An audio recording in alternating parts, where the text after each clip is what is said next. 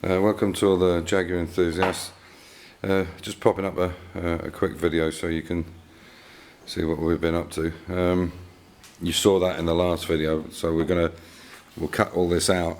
It's very good on either side, and we'll just let a new panel into there. Okay, so we've got all the spot welds out. Did it with a spot weld cutter, which is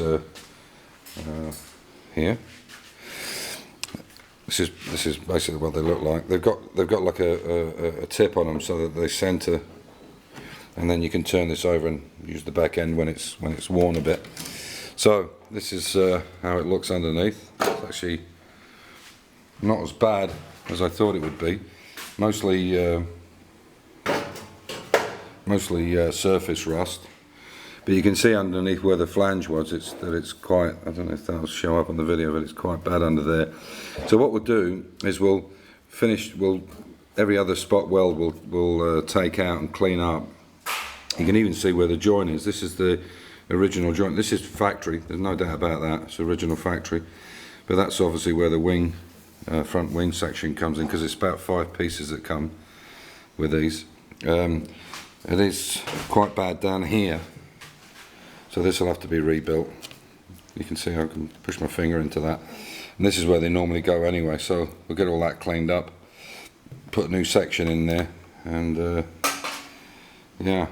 So, but you can see, and I'll turn this over, the pod over itself so you can see it. And you can see it's not too bad. The top part's very good, obviously it's completely knackered, this bottom piece. But you can see right up in the back there's no way you get to that rust underneath. You can see it on every flange, and there's no possible way you would get to that by sandblast, and even putting the sandblaster high up in there, you'll never get that out. So, you know, to me it's not even I wouldn't even think about not taking them off. It's a lot of work, but at least you know it's done right, and it's, you know, as you can see, that's pretty bad, and somebody's put quite a bit of Bondo in there, as the Americans call it, filler. And as I say, we'll get that sorted out. You can feel it as you're starting to go through these spot welds. You can hear it flexing. It'll start to. What it'll do is it'll start to as you open them, and you'll hear it because it's under strain. And the only thing with that is we'll have to use self tappers to put it back on initially to get it lined up, and then weld round. And obviously, when you're welding, you want to weld one up here and one, and so on and so forth, because if you try and weld them too much, you'll warp you'll put too much heat in, so you want to do a little bit at a time. Yeah, but other than that, the flange and everything is really good nick. I'm quite happy with it. Once that's been sandblasted and this bottom piece replaced, it should be good. And that's obviously let me just pop this down so I can see what I'm doing.